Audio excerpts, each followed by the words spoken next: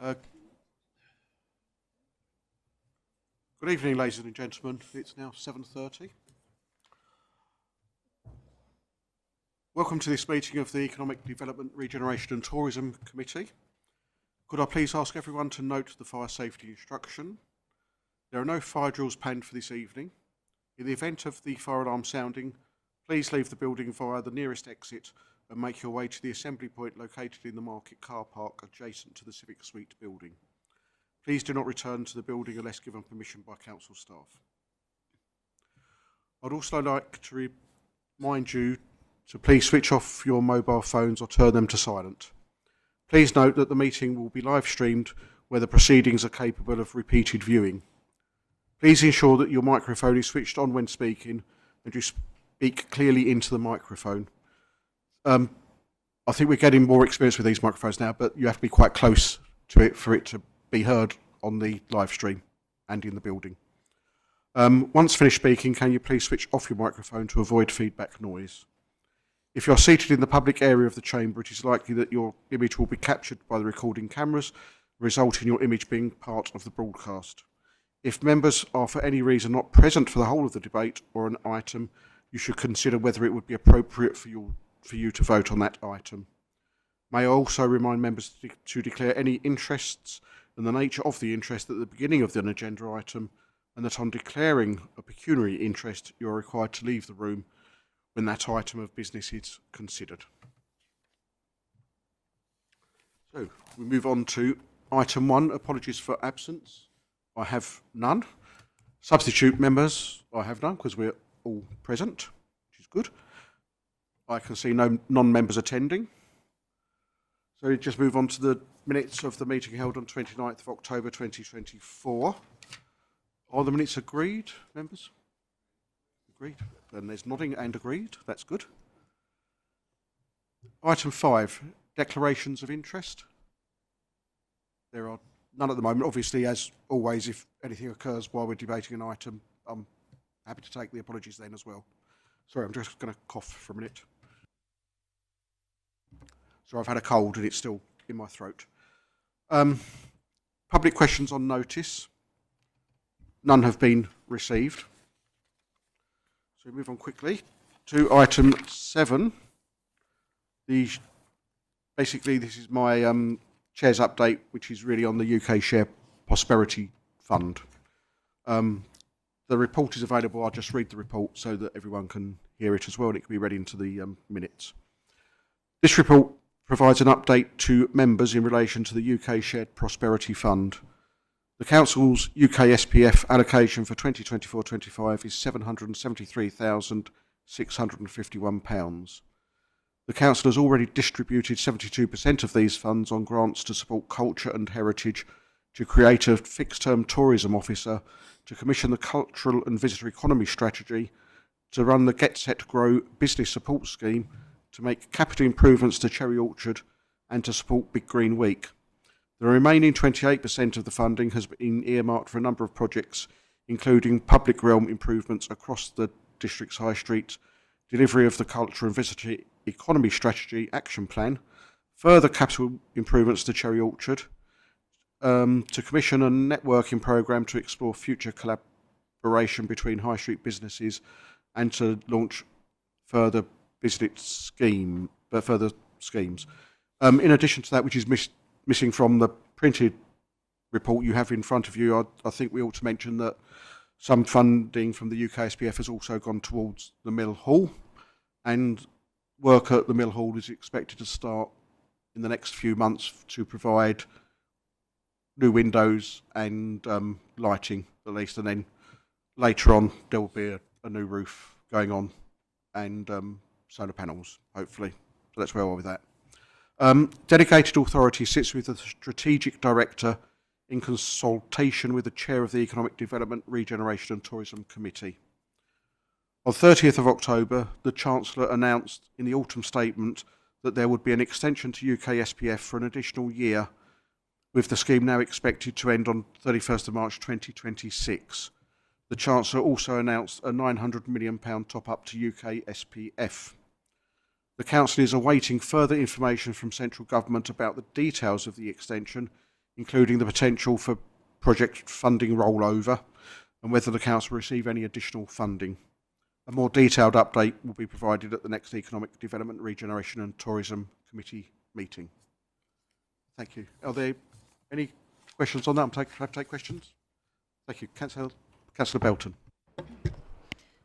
Thank you, Chair. Just one question. The 28% that's earmarked for projects, is that still going to be spent by April 2025, albeit we're now expecting a rollover? That money's better being spent, people reaping the rewards, so to speak. So is it still on track to be spent, or are we going to have a hangover? We are currently on track to spend it. We've had reports back from those who've been provided with the money, such as RSPB. I think we're awaiting one, and I'll be corrected by Laurie Edmonds if I'm wrong on this, but I think we're still awaiting a report from the National Trust on their spending. But the intention is that everything's got to be spent. But I think we were hoping that we'd get some news today about whether or not we can extend the timeline, but that hasn't happened as far as I'm aware. I've not heard it yet. So, but we'll keep the committee updated on that.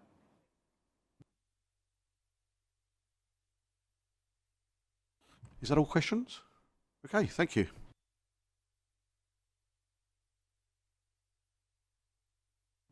I'll then move on to item 8, which is Millhall fees and charges. So we will now consider a report of operational manager relative to the fees and charges made by the council. Stuart Anderson will present this report. Thank you, Chair, and good evening, members. Before you tonight is a report proposing an increase in charges for the Millhall Arts and Events Centre. Just as an overview, there are two options for recommendation or for consideration and recommendation. Option 1's fees and charges overall have a higher increase than option 2, and option 1 has been benchmarked against current fees charged by venues with similar capacity halls. Benchmarking against the main community hall has included both theatre-style venues as well as community halls. The benchmarking showed that the main hall overall is slightly more expensive than community halls, but significantly cheaper than theatre-style venues. The benchmarking also showed that the bar, lounge and meeting rooms are broadly similar to other venues of a similar nature. As outlined and described in the report, work has been carried out to determine estimated hourly costs for the venue. The fees and charges in both options do not fully recover these costs. However, option 1 would help to recover more than option 2. When the Millhall Arts and Events Centre reopened in September 2022, the previous pricing structure that was in place in 2019 was honoured and continued. Just for members' information, the key differences between options 1 and 2 for regular bookings would be for regular, which is weekly and monthly bookings, the only difference in fees and charges between the two options is for the main hall hire fees. Bar, lounge and meeting room hire fee increases are the same across both options. Main hall weekly booking first hour hire fee increase is £5 more in option 1. And the main hall non-weekly bookings hire fee increase is £5 more per hour in option 1. All other proposed increases for regular bookings would be the same across both options. As part of the budget setting process, fees and charges are reviewed on an annual basis, and as members will be aware, a business case is currently being developed for the Mill Arts and Events Centre, and any proposed changes to fees and charges as part of that business case would come back to committee. Happy to take any questions. Are there any questions? Councillor Belton. Thank you. I've got a few questions, if I may. I'll go through and you stop me at any time. This may well be in the report, but there was quite a lot of reading this week and I haven't gone through everything with a fine-tooth comb. But the costs aren't fully recoverable, which is fine and as to be expected. Do you know what the deficit is between option 1 and option 2 against running cost to return?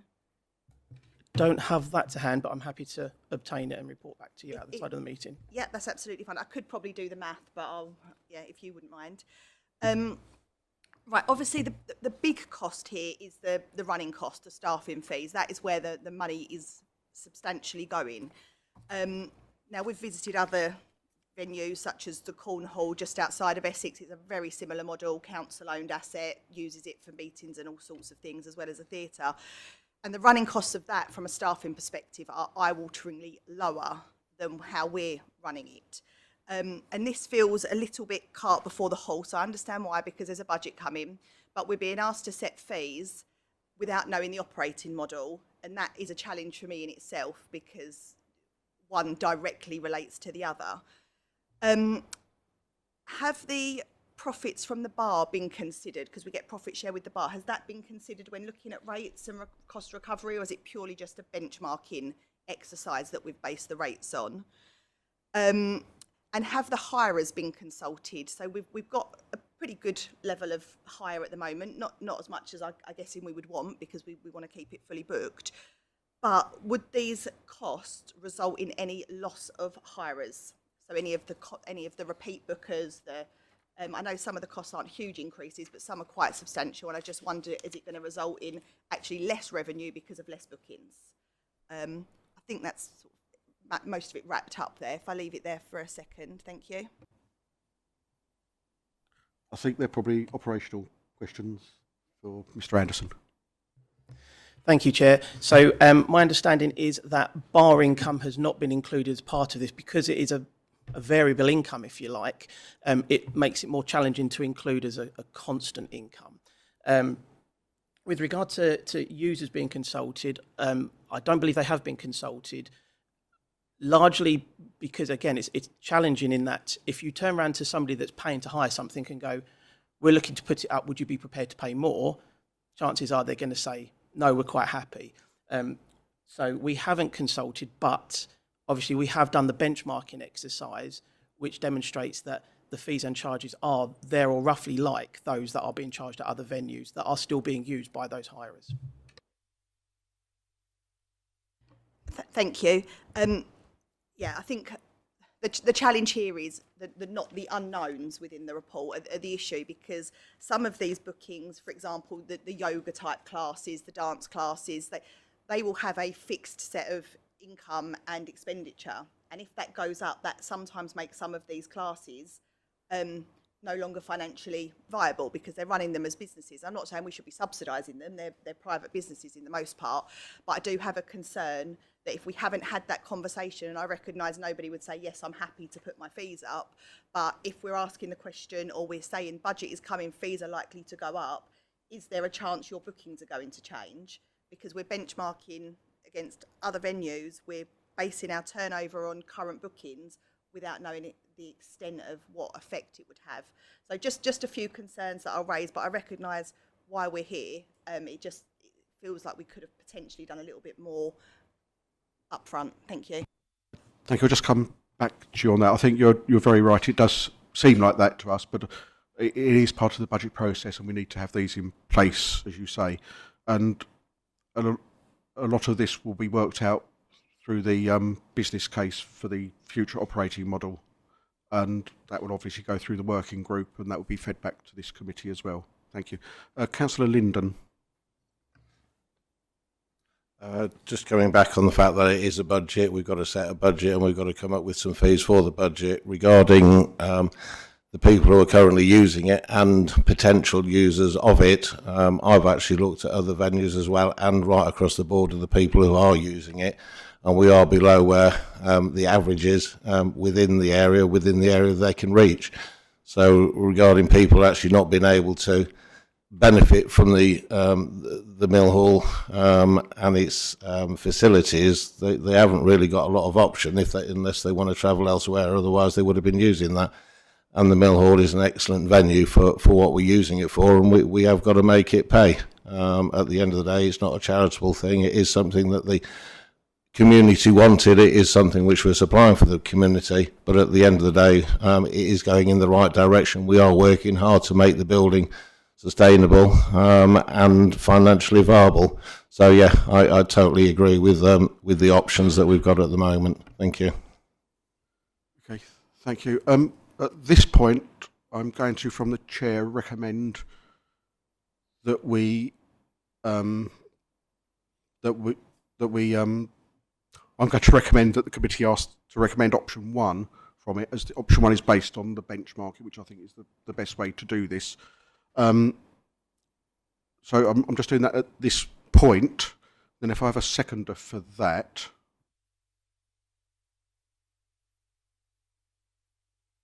sorry, Councillor Sutton got there first, and then I'm then happy to ask now if there's any further questions based on us voting on that as a recommendation. Councillor Belton. It's not a question. You'll be glad to know. I just would want to make a point. I don't want to be difficult at all with this. I recognise budget setting completely. Understand what Councillor Linden has said.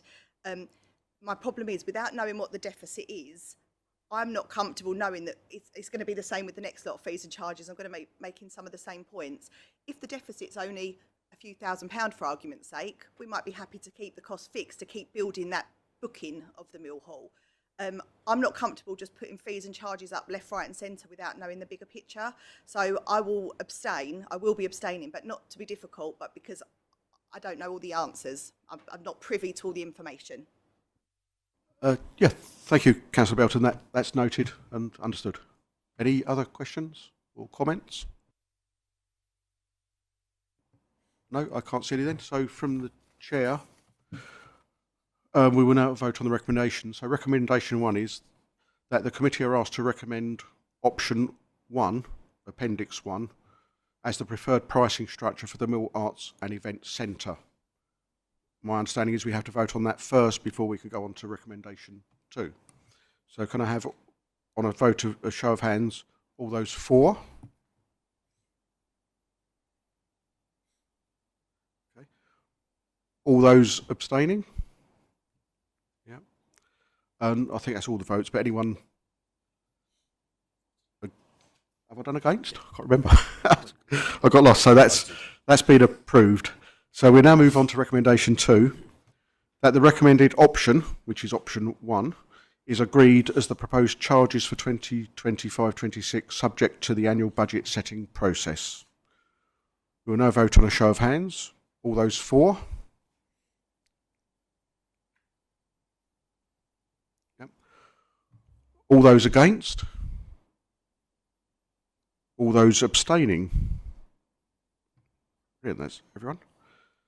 Thank you. The recommendation is carried.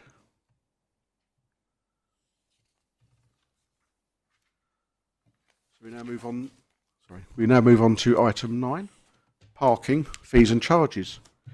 Members, we will now consider a report of the Corporate Manager of Facilities and Compliance relative to the fees and charges made by the Council.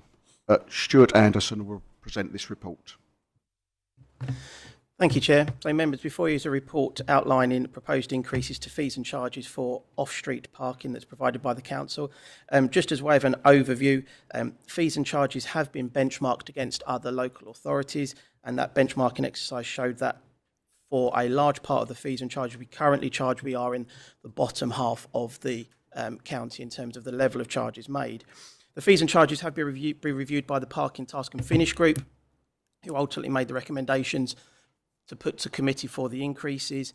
Those increases are as follows. Pay and display charges are proposed to increase by 5%, season tickets by 1.7% in line with the inflation figure.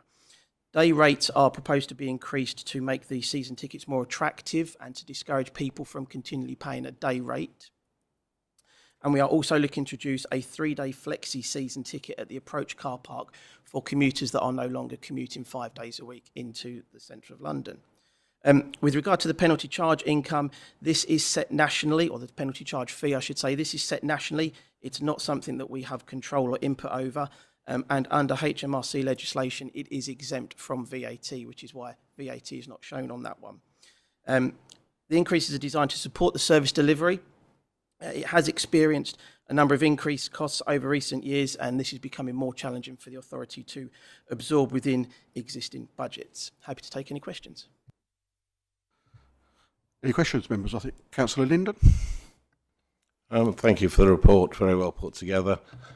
As one who tried to actually park in Rayleigh today, I don't see that these very reasonable increases are going to deter anybody actually coming into Rayleigh to park, and we have had a lot of costs over the last year, so I think it's very reasonable that we're actually looking at these fees, and I will be supporting.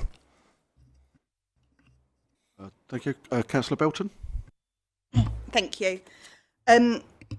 yeah, I'm not suggesting that these will necessarily deter people from parking with what I'm about to say, because people have to park, but I'm not comfortable with taking money out of residents' pockets to put in the councils unless we need it. So a few questions, if I may, to whoever is best to answer them. How much is this going to raise? How much extra income is this going to raise across the year?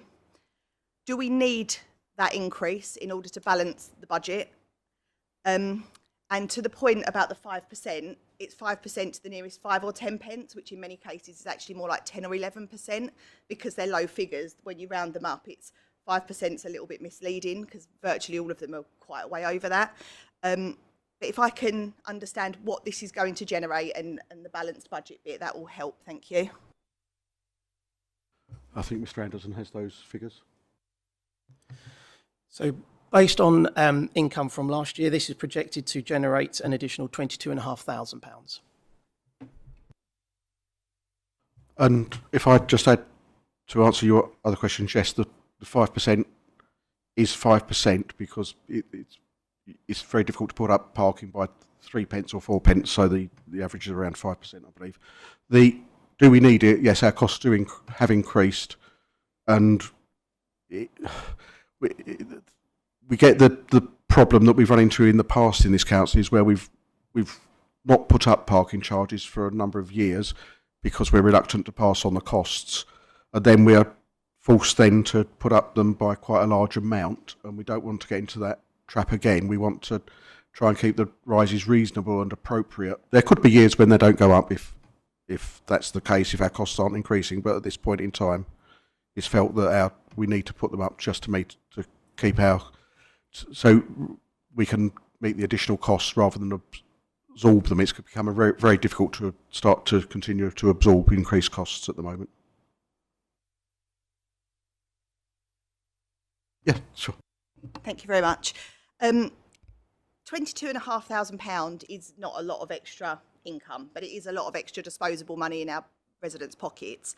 I hear what we're saying about needing to increase charges and increase revenue, but the council has had multiple windfalls over the last year, from higher interest rates, over £1 million in interest rates as a windfall. There's hundreds of thousands of pounds in the corporate priorities fund for the administration to decide what to deliver on. Now, I think one of the priorities within there somewhere is to do with the economy and supporting business and supporting our high streets. We've got the Shared Prosperity Fund, which is all about supporting the high streets. I simply can't believe that as an administration, people that are all passionate about parking, high streets, local business, I know most people in this room have got a keen interest in that. I can't believe we can't find £22,500 out of the corporate priorities pot and just give residents a tiny break, give the businesses in the high streets, the market traders and so on a tiny break. So I don't support the increases for those reasons. If you told me it was going to bring in hundreds of thousands of pounds, I may have to think differently, because there's a bigger picture there, and actually, if that's needed to deliver the services, fine. But I know that this council has got £22,500 of surplus money that they could decide to invest in their car parking instead. Thank you. Okay, thank you, Councillor Belton. That will be noted. Any other questions? No, I can see no other councillor indicating.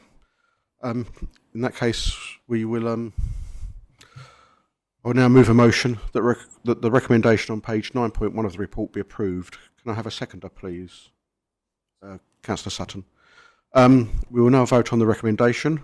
Recommendation 1, that the committee agree to the proposed charges for 2025-26 as attached in Appendix A, subject to the annual budget setting process.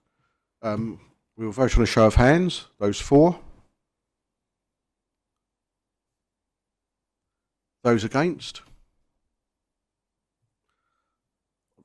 There are no abstentions because that was 4 for, 3 against. Thank you. So the recommendation is carried.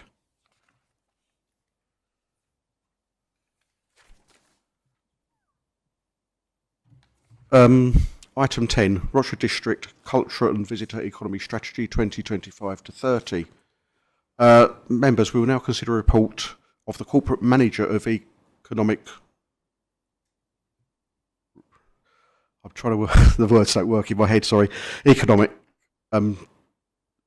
corporate manager of the economy relative to supporting and growing the culture and visitor economy within the district over the next 5 years. Laurie Edmonds will present this report. Thank you, Chair. I have nothing further to add at this point, but I'm very happy to take any questions. Okay, thank you. I'll move to questions in a moment, but first of all, I've been quite invested in this report. It's something that I've been quite passionate about, and I think the administration has been quite passionate about as well. I think the result of this report is a testament to the members of this council who pushed the consultation out to as many members of the public as possible, to the officers who also did the same and went over and beyond, in my opinion, and also to residents and visitors for completing the consultation. The consultation is the biggest response rate that Blue Sail have ever had, and those who've attended the briefings on this will remember that from them. 1,100 responses. So I think it's quite amazing how the district has participated in this and produced this report. I just want to read something out. I wouldn't normally do this, but this is something I'm quite passionate about, and I just want to read out so it's on the record. On page 14, the positioning statement, and I think this is quite a good summary of this report. Just beyond the boundaries of London, Rochford District is a place where ancient woodlands whisper stories of old and windswept coastlines invite you to explore their mysteries. Steeped in history, the landscapes bear the marks of England's past, tales of smugglers and highwaymen, of curious whispering courts and battles that shaped the nation's destiny. Whether walking or cycling, every path promises discovery, and your explorations are rewarded by the warmth of traditional pubs and the taste of local food and drink.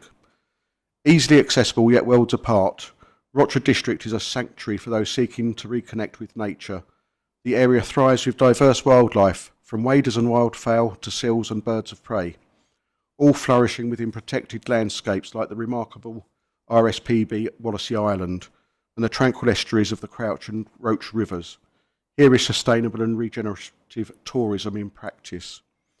And with vibrant events celebrating its rich heritage, diverse wildlife and local culture, Rochford District is a place to experience, to explore and to enjoy with friends and family all year round. I think that captures it for me. I've now done that, so I'll now take any questions on it, and I've read that out on purpose because I think it does give a good flavour of the report for those the members of the public who've not managed to read it all. Thank you. I've got a question from Councillor Webb.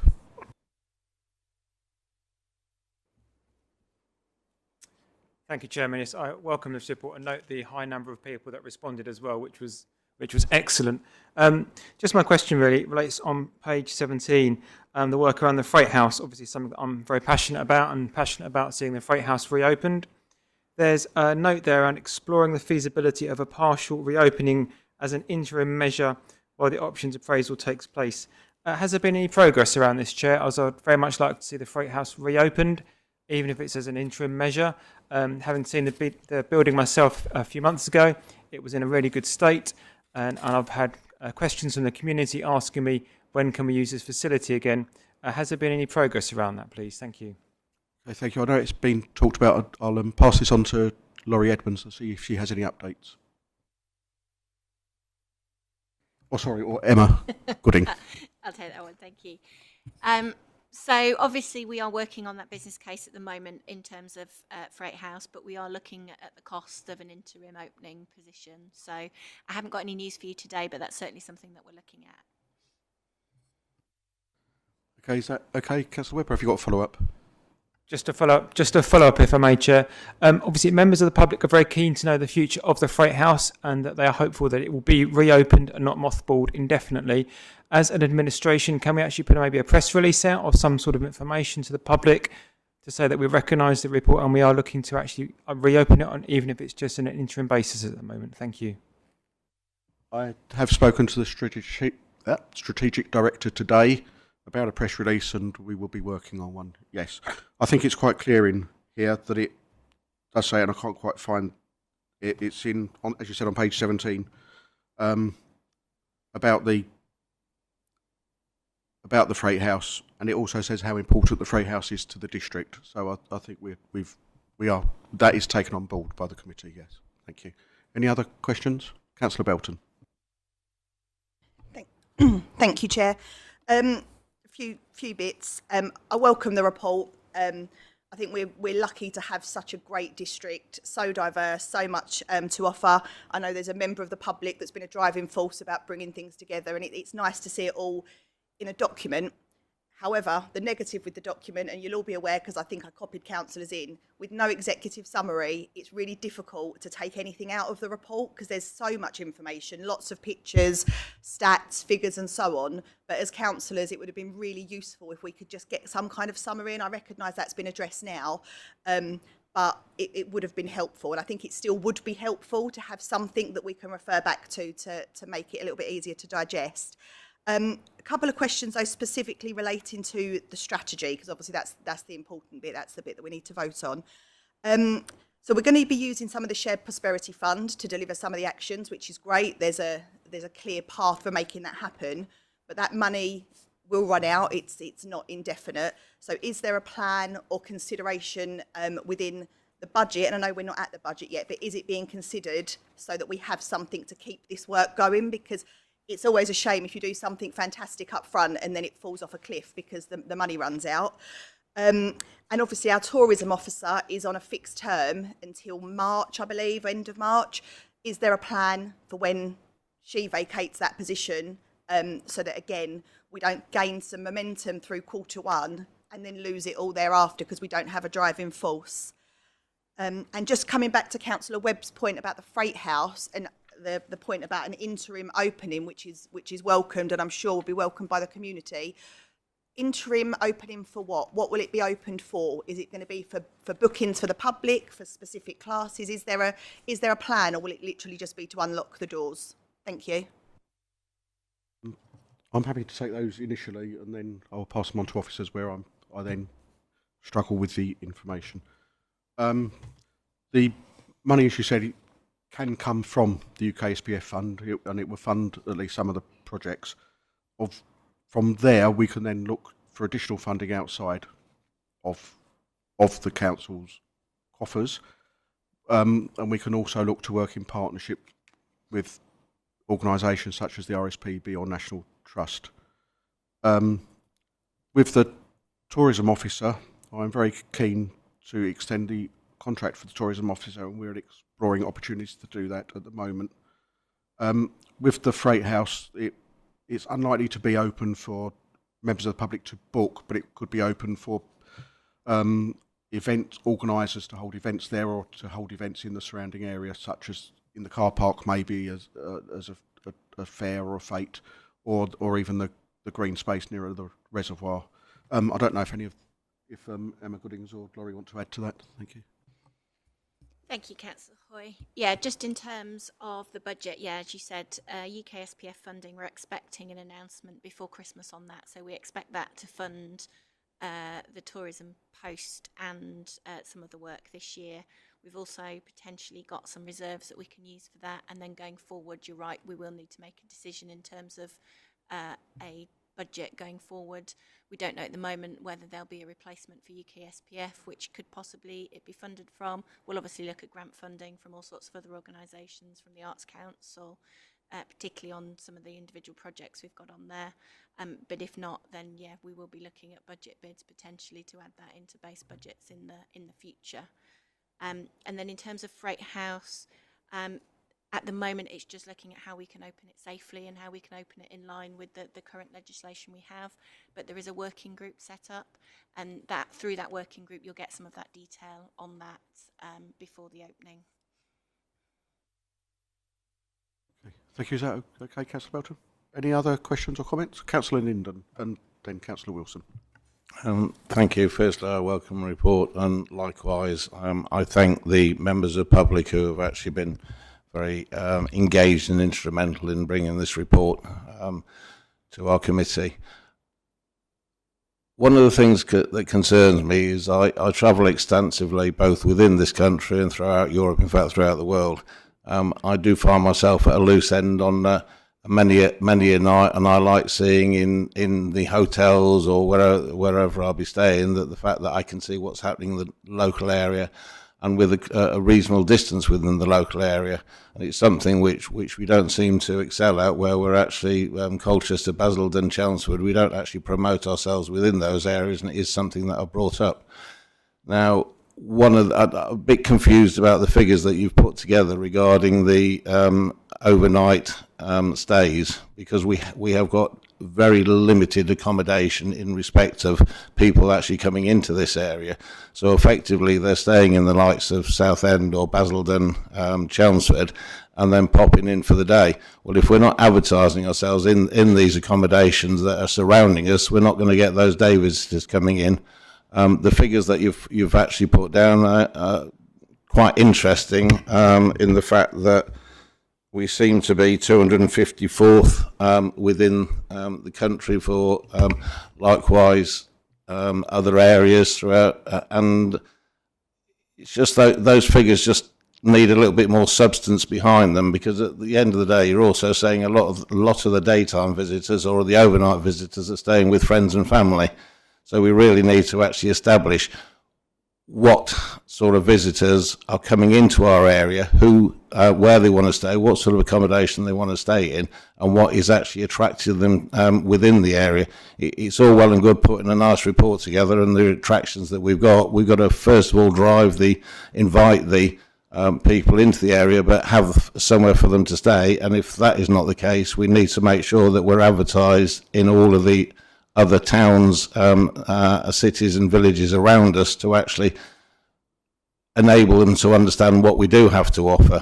But yeah, I would love some more accommodation, and I would love those figures to actually be drilled down a little bit more, so we can actually understand what is available on for the visitation of overnight stays. But I do welcome the report, and I thank those people who have been involved in putting it together. Thank you. I felt that was quite well covered actually in the report, but I don't know if the officers want to comment further on that about overnight stays. It does in the report on page 18. It does refer priority for developer accommodation, which is one of the points you're making. And I did read in the report that although it says there's about 19,000 people who seem to visit and stay, that there's, when you include those who stay with family and friends, I think VFR, visiting family and friends, it gives the figure of around 100,000, which is an estimate, and I think, as you say, it's really hard to get these figures because they're hidden figures and it's very hard to get them. But yeah, I take your point and we note your point. Thank you. Councillor Wilson. Thank you, Chair. A couple of points about the Freight House, please. What I've heard here tonight has been a bit vague when it comes to funding for the Freight House. We're hoping for some more money from UKSPF. We think we can get some money from this other grant. We've also heard that we've had a bit of a windfall, and the council's actually, forgive me being flippant, but awash with cash. They can't both be true. So which one is?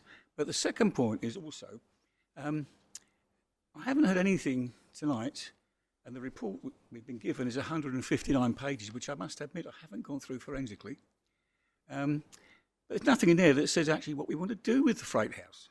Has anybody actually sat down and said we want to turn it into this or that or another skate park? I've no idea. But we seem to have a cloudiness and a vagueness over where the money's going to come from. But even if the money was sitting there in a pile, we don't know what we're going to do with it.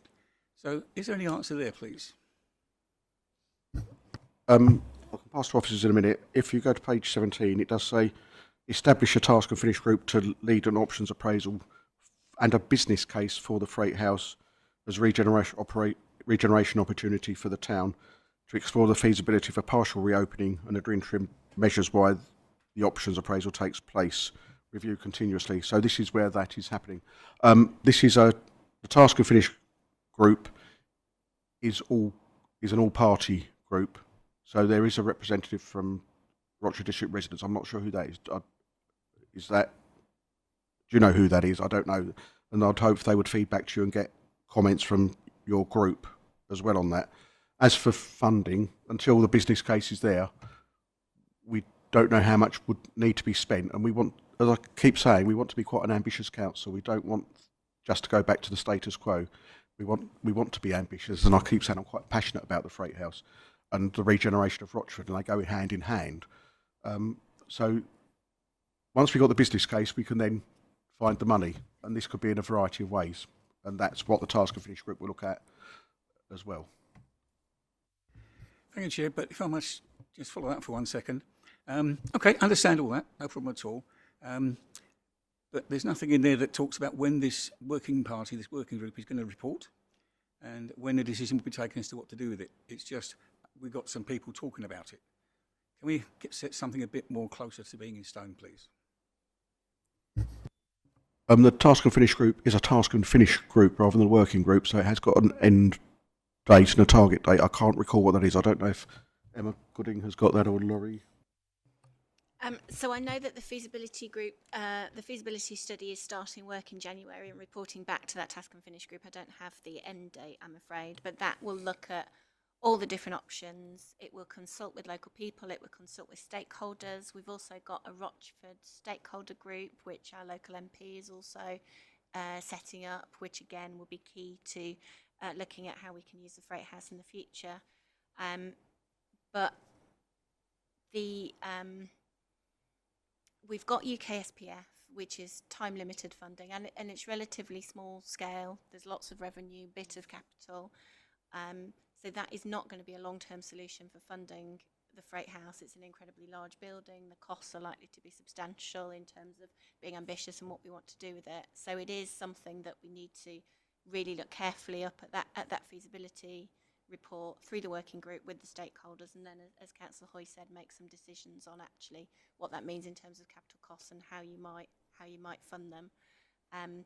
But the report that you have in front of you today, whilst it touches on the mill and the Freight House, actually that wasn't its main purpose. Its main purpose was to look at the tourism and the visitor economy more widely throughout the district, and supporting our businesses we already have and getting more visitors in, which hopefully supports the economy further. So the Freight House is an element of that, and as you said, there's a recommendation in there to take it further forward, but it's not the only thing in the report. The report really, we want to sing about how amazing Rochford is and how that we want to promote it to everybody so that they can share some of the amazing attractions and businesses that we've got already in Rochford. Okay, thank you. Just very quickly, and then to Councillor Linden. I'll be very quick. This working party is going to be meeting in January. So when can we expect a decision? I know what you just said, but there was no date in it. So I think it will be in the spring. I think that's the information I have. I don't have a firmer date than that, but the spring will be when that report is finalised and ready to bring back to that group. Could I just say that Thank you. Task and Finish group is actually a Task and Finish group of the Strategy, Finance and Policy Committee rather than this committee, although I have requested, given the nature of that Task and Finish group, that it reports back to this committee as well as the Strategy, Finance and Policy Committee. So it's not necessarily all in our control as a committee. Okay, thank you. Councillor Linden. Yes, thank you. I wasn't going to talk about the Freight House, but transparency is good.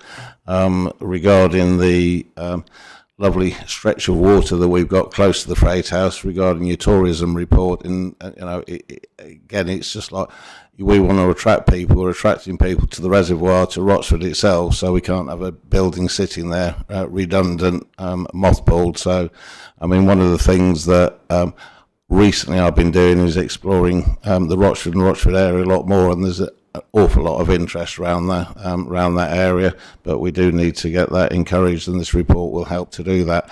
I will say on your start and finish group, if for transparency reasons, I can't see any reason why we can't put out there that is happening. These are the proposed dates, so at least somebody's got something instead of coming back time after time after time. and asking what is happening, at least then there'll be a document to refer to where we have got a start and finish group. This is when it started. This is when it proposes to finish. It's not set in stone, but this is what we hope to be doing, and this is the aim of that group. At least then we won't get these questions repeatedly being asked. Thank you. I take your point on that. As I said, it isn't a task and finish group of this committee. It's a task and finish group of the Strategy, Policy and Finance Committee. But I will make sure at our next meeting that the terms of reference of the task and finish group are put on our report. Is that acceptable to members? I've got nods there. That's good. Thank you. Councillor Belton. Thank you. This comes back to some of the points that have just been made, but we don't seem to have a work plan in our agenda for this meeting, like for the forward meeting. So again, we can't see what's coming next. There is no agenda item 12 with the work plan, unless I've got the wrong one, because it does help us to get a picture of what's coming. And I recognise what you've said about the working groups of a different committee, but we could still have something within our work plan so that we know when to expect something back. Because I think part of the issue here is on page 17 regarding the mill hall and the freight house, the time frame is 2025 to 2030. It's so big. For all we know, because of the way it's worded, we could just be doing the working group for 5 years and never get anywhere.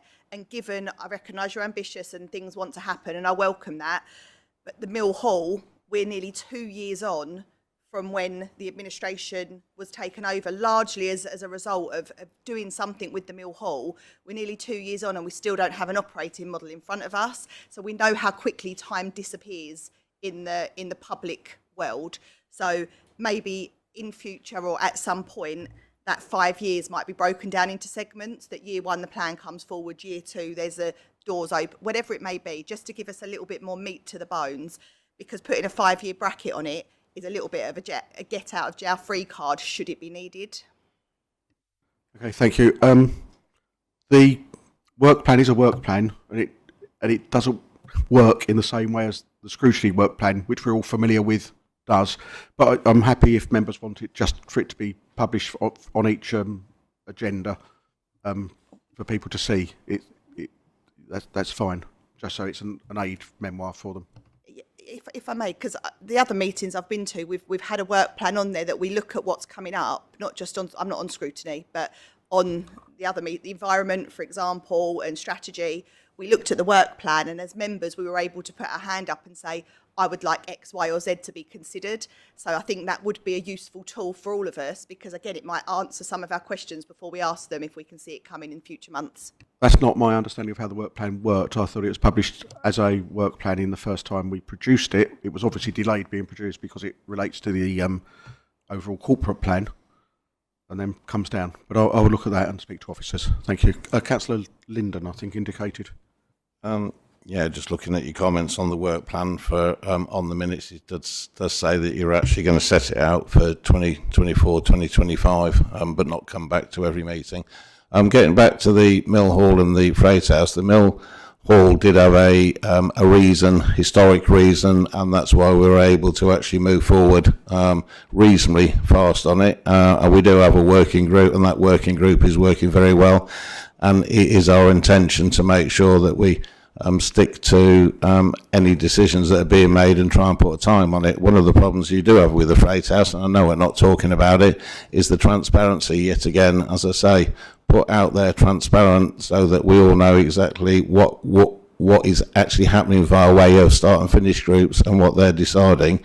But ultimately, the freight house, we've got to decide what we're going to do with the building, unlike the mill hall when we know what we're going to do with the building. Yeah, thank you, Councillor Linden. Any other questions? I can see no other member indicating. So I will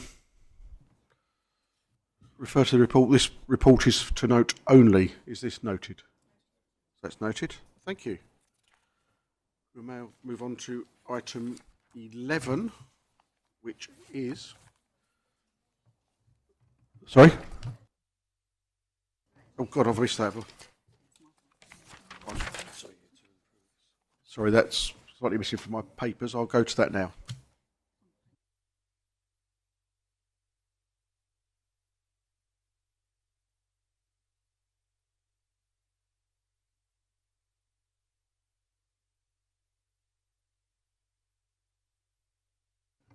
Sorry, I had incomplete paperwork there for one moment. And recommendation 2 is to approve the Rochester District Cultural and Visitor Economy Strategy 2025-2030. And actually, I should have remembered this because this is one I wanted to change.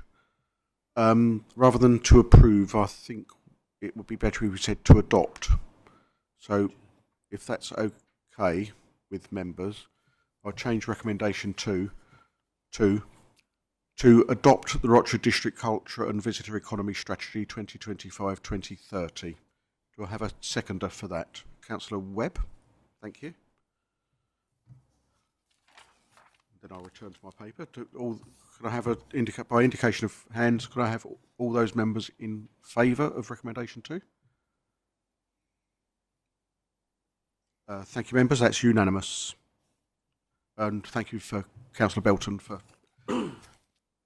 pointing me in the right direction there.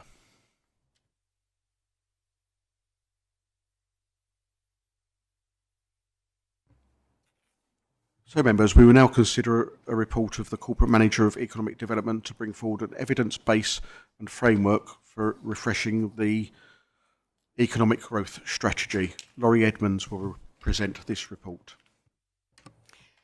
Thank you, Chair.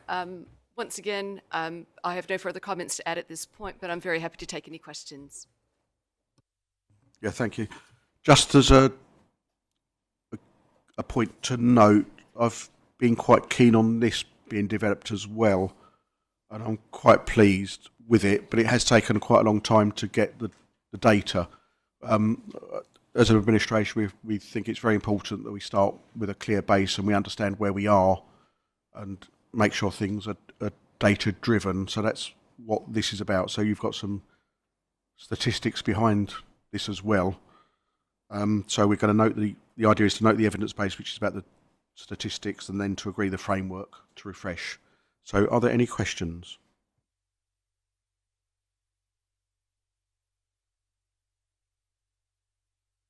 Councillor Belton. In for a penny, in for a pound, I might as well finish. No questions, just I welcome that this piece of work is continually being looked at, being refreshed. I bang on about our local economy all the time because I think it is vital, not just to the businesses and the business owners, but all of us that live in the district and want a nice, vibrant place to raise our families. So I welcome the work that's being done. I'm glad that you're continuing to take a passion in it and keep an eye on it. And I hope to see the continued updated version as like you say, it constantly changes, there's constantly data to gather, but thank you for producing it for this evening. Thank you, Councillor Belton. Yeah, I as Councillor Belton will know, I don't like plans which are put in a drawer for 5 years. I believe absolutely in refreshing plans continuously, and I would expect these to come back every year to this committee, both this and the visitor economy strategy as well. Thank you. Any other questions, or I'm happy to take comments as well. No, there are no one indicating. So, members, I will now move a motion that the recommendations on page 11.1 be approved. Can I have a seconder, please? Councillor Linden has seconded that. We will now vote on the recommendations. Recommendation 1 is to note. Recommendation 1, to note the evidence base that has been collected on the economic position of the district. And take them both together. We've got to note that one. So is that noted? Thank you. And then recommendation 2, to agree the framework to refresh the economic growth strategy 2025 to 2028. All those in favour by raised hands? Again, members, that is unanimous. Thank you. That now concludes our business for this evening. Thank you for attendance, and have a good journey home.